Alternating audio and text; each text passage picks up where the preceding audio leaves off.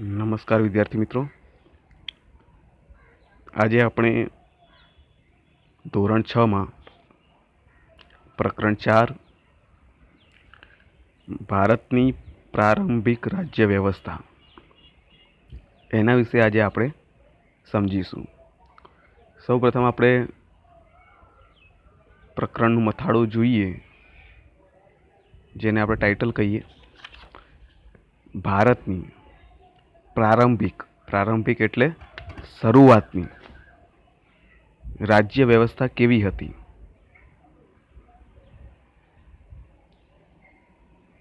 તો એ વખતની આપણે ચર્ચા કરીએ તો આ પ્રારંભિક રાજ્ય વ્યવસ્થાની માહિતી આપણને ક્યાંથી મળે, કેવી રીતે આપણે આ બધું જાણી શકીએ. એવી ભારતની પ્રારંભિક રાજ્ય વ્યવસ્થા કેવી હતી, વર્ષો પહેલાંની વાત છે. તો આ બધી માહિતી આપણને વેદોમાંથી, મહાકાવ્યોમાંથી, બૌદ્ધ ગ્રંથોમાંથી આપણને માહિતી પ્રાપ્ત થાય છે કે ભાઈ પહેલાંના સમયમાં ગણરાજ્યો હતા, રાજાશાહી રાજ્યો હતા. એમાં ગણરાજ્યો કયા કયા હતા, રાજાશાહી રાજ્યો કયા કયા હતા, ગણરાજ્યોની અંદર શાસન વ્યવસ્થા કેવી હતી, રાજાશાહી રાજ્યોમાં શાસન વ્યવસ્થા કેવી હતી. આવી બધી માહિતી આપણને આજે આ પાઠમાં આપણે આજે ભણીશું. એ બધી માહિતી આપણને વેદોમાંથી, મહાકાવ્યોમાંથી, બૌદ્ધ ગ્રંથોમાંથી મળે છે. ઋગ્વેદકાલીન કે વૈદિક કાળમાં રાજ્ય વ્યવસ્થાનું સ્વરૂપ કબીલાઈ શાસન વ્યવસ્થા જેવું હતું. હવે ઋગ્વેદકાલીન અથવા તો વૈદિક કાળ આપણે સૌપ્રથમ વાત કરીએ તો આપણા જે પ્રાચીન ગ્રંથો કહેવાય એ 4 છે, જેમાં સૌથી જૂનામાં જૂનો ગ્રંથ વેદ એ ઋગ્વેદ છે. ત્યારબાદ યજુર્વેદ, સામવેદ અને અથર્વવેદ આ આપણા 4 વેદો છે. તો એ વખતના સમયમાં ઋગ્વેદકાલીન અથવા તો વૈદિક કાળ એટલે સમય, એમાં જે શાસન વ્યવસ્થા હતી, રાજ્ય વ્યવસ્થા હતી, એ રાજ્ય વ્યવસ્થા કબીલા પ્રમાણે હતી. કબીલો એટલે કેવા પ્રકારની શાસન વ્યવસ્થા. કબીલા એટલે આપણે એક મૂવી પેલું છે ધરમવીર, એની અંદર કબીલો આપણને બતાવવામાં આવે છે. કબીલાની અંદર એક સરદાર હોય અને એ સરદાર કે એ પ્રમાણે કબીલાના લોકો અનુકરણ કરે. જેવી રીતે આપણે રાજાનું કહેવું માનીએ એ પ્રમાણે એ વખતે કબીલાની શાસન વ્યવસ્થા હતી. એટલે કે લોકો કબીલામાં રહેતા, જે તે અત્યારે આપણે મહોલ્લામાં રહીએ છીએ, સોસાયટીમાં રહીએ છીએ, બરાબર. એવી રીતે એ વખતે લોકો કબીલામાં રહેતા, સાથે ભેગા મળીને રહે, બરાબર. અલગ અલગ તંબુ બાંધીને રહેતા હોય, બરાબર. એટલે એને કબીલો કહેવામાં આવતો. અને કબીલાનો જે વડો હોય, સરદાર, એને રાજજન્ય કહેવામાં આવતું.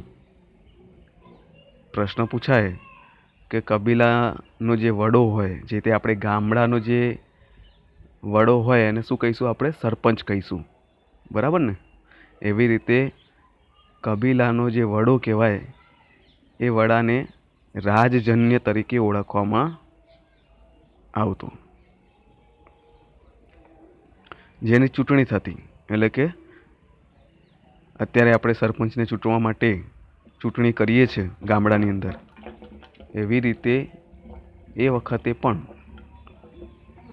કબીલાનો જે સરદાર, જેને આપણે રાજજન્ય કહીએ છીએ,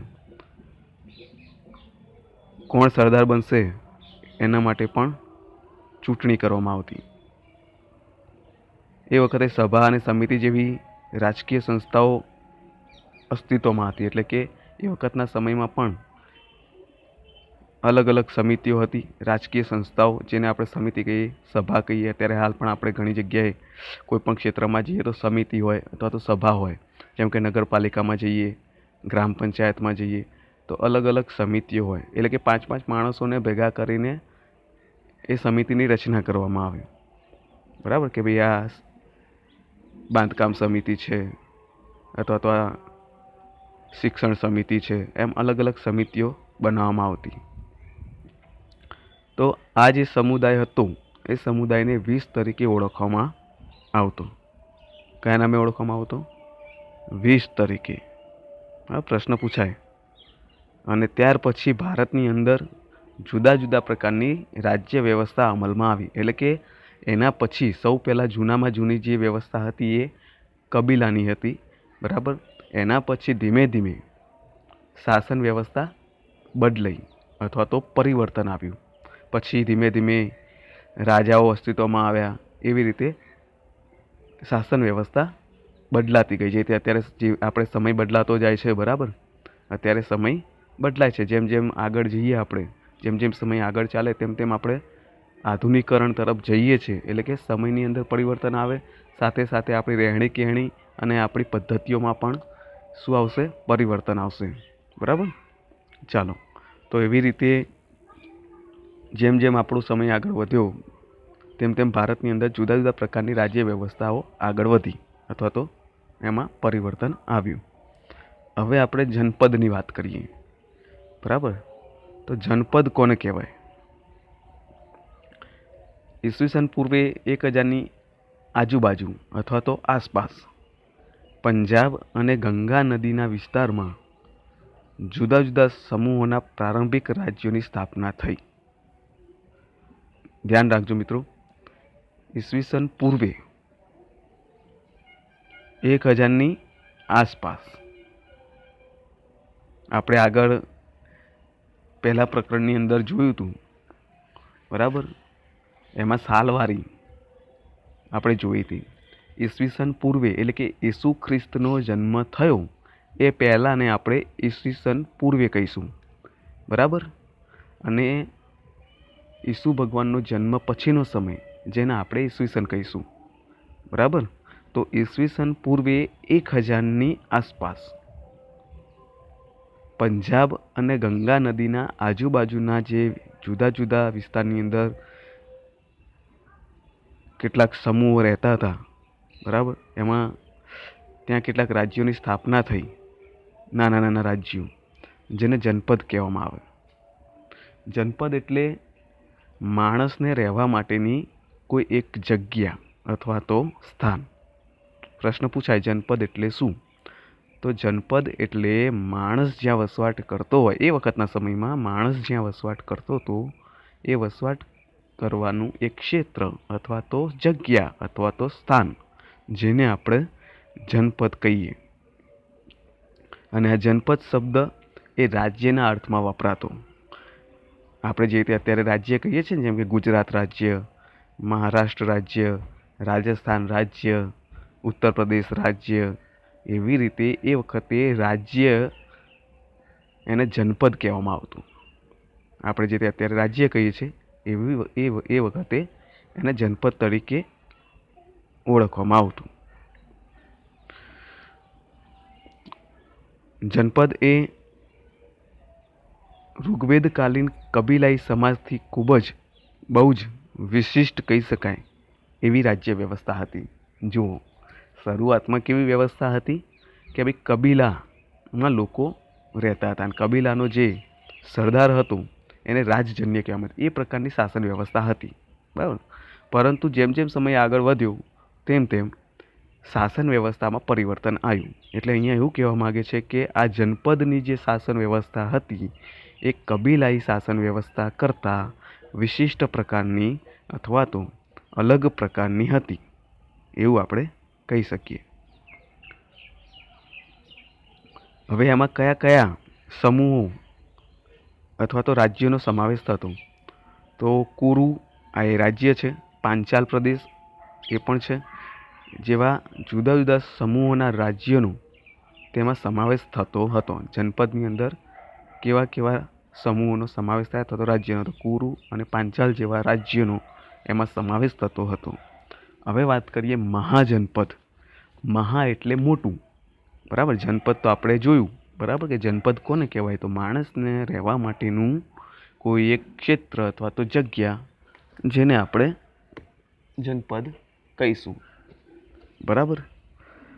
તો એવી જ રીતે મહાજનપદ એની આપણે વાત કરીએ તો ઈસવીસન પૂર્વે 6ઠ્ઠી સદીની આસપાસ ભારતની અંદર 16 જેટલા મહાજનપદો હતા. મહાજનપદ એટલે મોટા મોટા સમૂહો અલગ અલગ ભારતમાં અલગ અલગ જગ્યાએ અલગ અલગ પ્રદેશોમાં રહેતા હતા. મોટા મોટા સમૂહો, માનવ વસવાટના મોટા મોટા ક્ષેત્રો, સમૂહ બધા સાથે રહેતા હોય એને શું કહેવાય? સમૂહ કહેવાય. બરાબર. તો મોટા મોટા આવા સમૂહો રહેતા હતા જેને મહાજનપદ તરીકે ઓળખવામાં આવતું હતું. હવે આ મહાજનપદોમાં કેટલા ગણરાજ્યો હતા અને કેટલાક રાજાશાહી પ્રકારના રાજ્યો હતા. હવે આમાં પણ અલગ અલગ ફરક છે. ગણરાજ્યો કોને કહેવાય અને રાજાશાહી રાજ્યો કોને કહેવાય? બરાબર, એ આપણે આગળ જોઈએ કે ભાઈ ગણરાજ્ય એટલે એમાં જે રાજા હોય, બરાબર, દરેક સભ્યને રાજા ગણવામાં આવે. એટલે કે જે પ્રજા હોય એ નક્કી કરે કે રાજા કોણ બનશે, જેને આપણે ગણરાજ્ય, ગણ એટલે પબ્લિક નક્કી કરે, પ્રજા નક્કી કરે કે રાજા કોણ બનશે. અને રાજાશાહી રાજ્યો એટલે એમાં રાજા પોતે નક્કી કરે, રાજા કે એ જ થાય.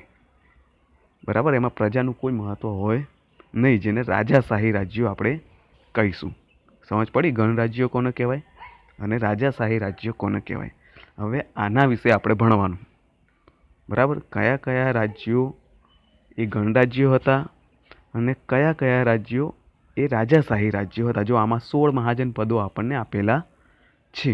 બરાબર, તો આ 16 મહાજનપદ એટલે, જો જનપદ એટલે તો માણસને રહેવા માટેનું કોઈ એક જગ્યા અથવા તો ક્ષેત્ર, માનવ સમૂહ જે હોય, સમૂહ એટલે એકથી વધારે વ્યક્તિઓ રહેતા હોય એને સમૂહ કહેવાય. ટોળું. બરાબર, આપણે એને ટોળું કહીએ. બરાબર, માણસ રહેતો હોય તો એકલો તો રહે નહીં. બરાબર, ઘણા બધા સાથે રહેતા હોય ને, તો એવી રીતે સમૂહમાં રહેતા હતા. બરાબર, તો જ્યાં ઓછી વસ્તી હોય, બરાબર, એને જનપદ કહેવાય. અને મહાજનપદ એટલે કે વધારે પ્રમાણમાં મોટા મોટા જે સમૂહ હોય એને મહાજનપદ આપણે કહીશું. હવે આ 16 મહાજનપદો આપણને અહીંયા આપેલા છે. બરાબર, એ 16 મહાજનપદો વિશે આપણે થોડી ચર્ચા કરીએ કે ભાઈ મહાજનપદનું નામ છે. બરાબર, નંબર 1 છે, એની બાજુમાં મહાજનપદ છે, એની બાજુમાં એની રાજધાની છે અને કઈ જગ્યાએ હતું. અત્યારનું જે જગ્યા કહેવાય કે ભાઈ, જેમ કે આપણે વાત કરીએ અંગ, મહાજનપદનું નામ છે અંગ, પહેલું જ. બરાબર, તો પહેલું આપણે વાત કરીએ અંગ. બરાબર, અંગ છે. બરાબર, અને એની રાજધાની કઈ હતી? તો કે ભાઈ ચંપા એ એની રાજધાની હતી. બરાબર, જે રીતે આપણે ગુજરાત રાજ્યની વાત કરીએ, આપણું રાજ્ય ગુજરાત છે, પણ આપણી રાજધાની કઈ છે ગુજરાતની? પાટનગર કયું છે? તો કે ભાઈ ગાંધીનગર.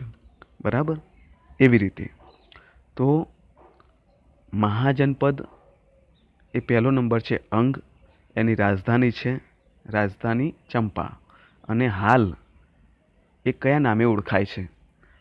પહેલાં એને આપણે અંગ તરીકે પણ હાલ અત્યારે આપણે એને કયા નામે ઓળખીએ છીએ? હાલ એ પ્રદેશ, એ જગ્યાને આપણે કયા નામથી ઓળખીએ છીએ? તો બિહાર. પૂર્વ બિહાર. શું કહેવાય? પૂર્વ બિહાર. બરાબર, એટલે કે બિહારના પણ 2 ભાગ પડ્યા છે, પૂર્વ અને ઉત્તર. બરાબર, ત્યારબાદ બીજો પોઈન્ટ છે વજ્જી. એની રાજધાની છે વૈશાલી, જે ઉત્તર બિહારમાં હતી. બરાબર, અત્યારનો જે એનો જગ્યા અત્યારે હાલ એને ઉત્તર બિહાર તરીકે ઓળખવામાં આવે. પછી મલ્લ, એની રાજધાની કુશીનારા, જે ઉત્તર પ્રદેશમાં ગોરખપુરનો આજુબાજુનો પ્રદેશ, અત્યારે હાલ ઉત્તર પ્રદેશ તરીકે ઓળખાય છે, ગોરખપુર.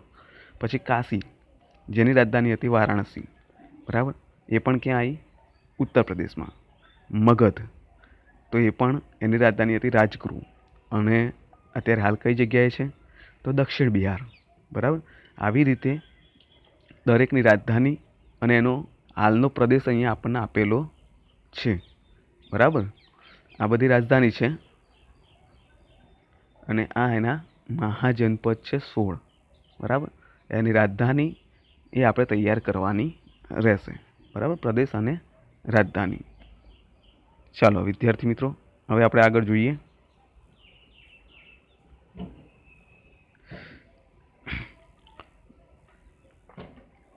અવંતી, મત્સ્ય, ગાંધાર અને કંબોજ.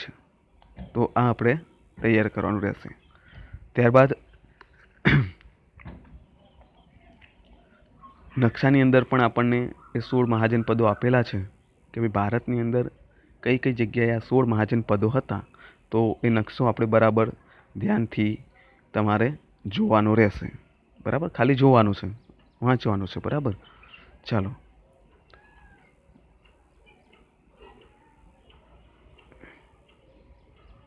જો હવે આપણે જે ભણવાનું છે, બરાબર, ગણરાજ્યો અને રાજાશાહી રાજ્યો, આના વિશે આપણે ભણવાનું છે.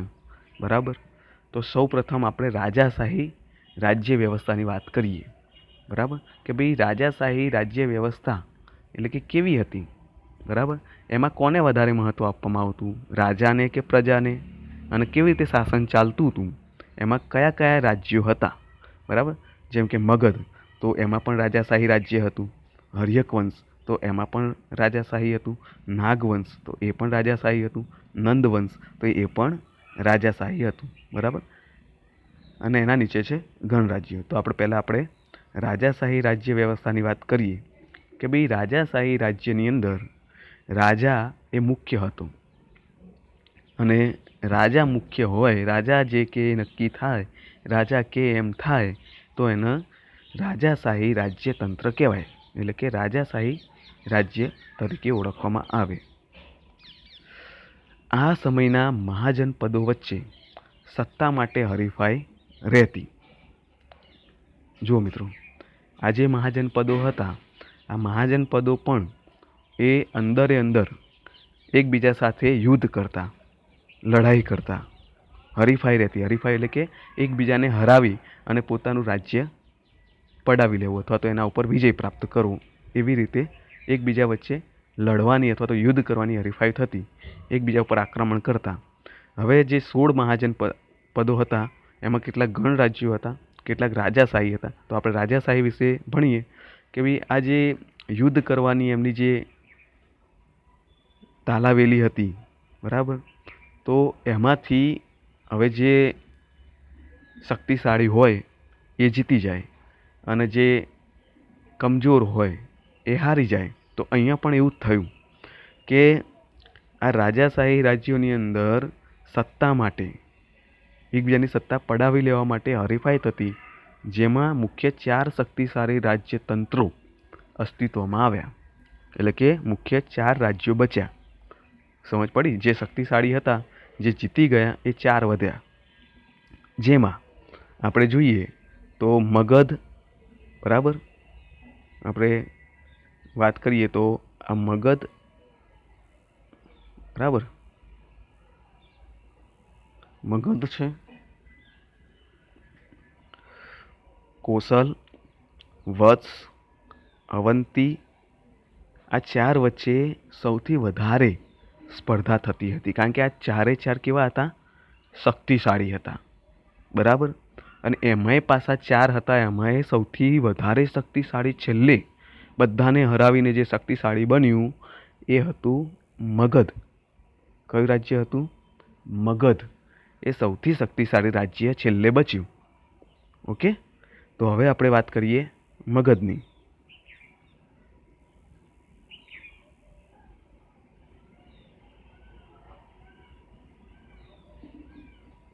ચાલો, તો મગધની આપણે વાત કરીએ કે ભાઈ રાજાશાહી રાજ્યતંત્રમાં બુદ્ધના સમયમાં મગધ રાજ્ય એ શક્તિશાળી મહાજનપદ બન્યું હતું. જે આપણે આગળ વાત કરી કે જે રાજાશાહી રાજ્યો હતા, એમાં સૌથી શક્તિશાળી, બધાને હરાવીને સૌથી શક્તિશાળી રાજ્ય કોઈ બન્યું તો એ મગધ બન્યું. અને મગધની અંદર કેટલાક વંશના રાજાઓએ શાસન કર્યું. જેમાં પહેલો વંશ હતો હર્યક વંશ, બીજો વંશ હતો નાગવંશ અને ત્રીજો વંશ હતો છેલ્લો નંદવંશ. આ મગધ રાજ્ય ઉપર આ 3 વંશના રાજાઓએ શાસન કર્યું. બરાબર, ચાલો, તો હવે આપણે વાત કરીએ હર્યક વંશની. તો આ વંશનો સ્થાપક બિંબિસાર નામનો રાજા હતો. બરાબર, બિંબિસાર. એણે એની રાજધાની રાજગૃહ, જેને આપણે બીજા નામે ગિરિવ્રજ તરીકે ઓળખીએ છીએ, બરાબર, ત્યાં એની રાજધાની હતી. આ જે રાજધાની હતી, આ જે રાજ્ય હતું, એ ગંગા અને સોણ નદીના કિનારે આવેલું હતું. કયા નદીના કિનારે? પ્રશ્ન પૂછાય હો ભાઈ, કે ભાઈ મગધ રાજ્ય એ કઈ નદીના કિનારે હતું. બરાબર, એની જે રાજધાની છે રાજગૃહ, તો એ પણ પ્રશ્ન પૂછાય.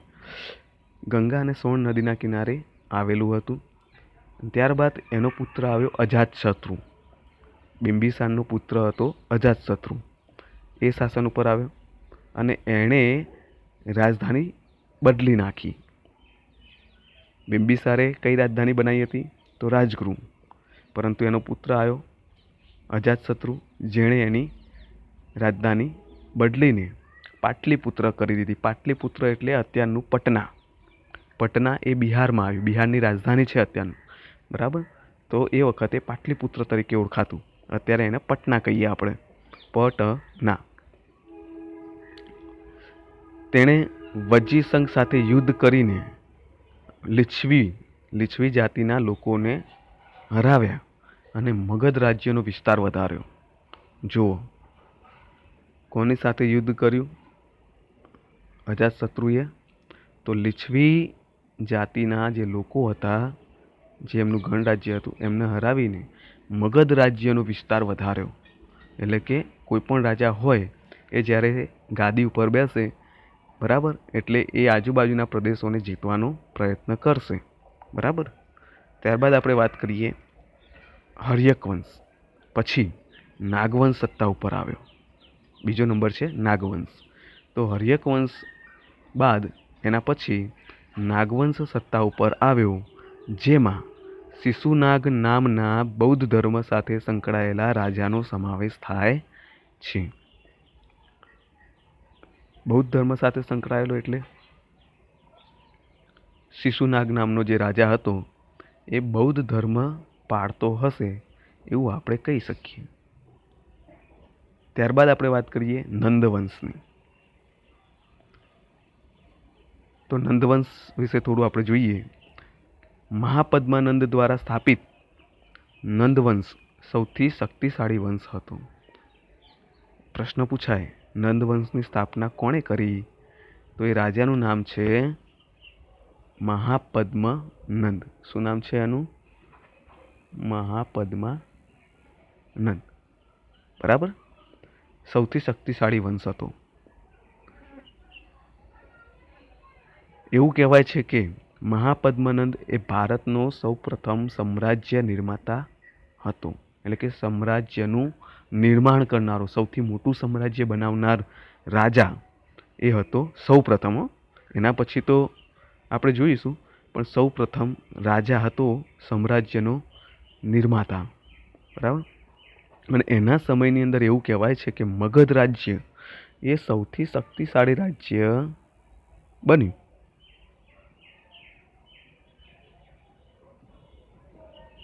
એવું કહેવાય છે કે આ રાજા જ્યારે શાસન કરતો હતો ત્યારે મગધ એ ભારતનું સૌથી શક્તિશાળી રાજ્ય હતું, બની ચૂક્યું હતું. અને એ વખતે સિકંદર નામના વ્યક્તિએ ભારત ઉપર આક્રમણ કર્યું. બરાબર, અને આક્રમણ કર્યું ત્યારે મગધ ઉપર ધનાનંદ, કોણ? ધનાનંદ નામનો રાજા અથવા તો ધનનંદ નામનો રાજા શાસન કરતો હતો. શું કરતો હતો? શાસન. અને એ હારી ગયો હતો. તો એ પ્રશ્ન પૂછાય, નંદવંશનો છેલ્લો રાજા તો ધનાનંદ અથવા તો ધનનંદ નામનો રાજા હતો, જે સિકંદર સામે હારી ગયો. બરાબર, ઓકે. ચાલો હવે આપણે ગણરાજ્યની વાત કરીએ.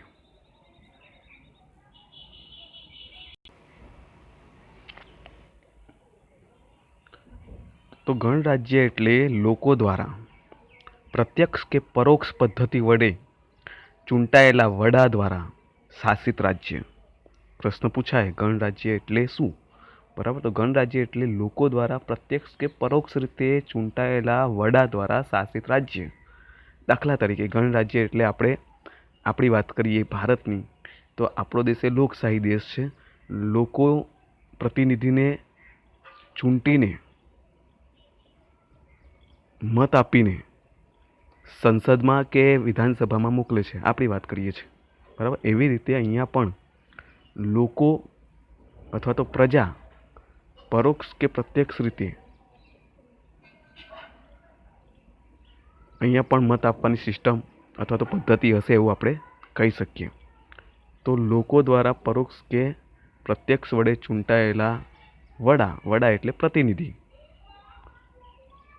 એ લોકો જે ચૂંટાયેલા લોકો હોય એ રાજ્ય ચલાવે એને આપણે કહીશું ગણરાજ્ય.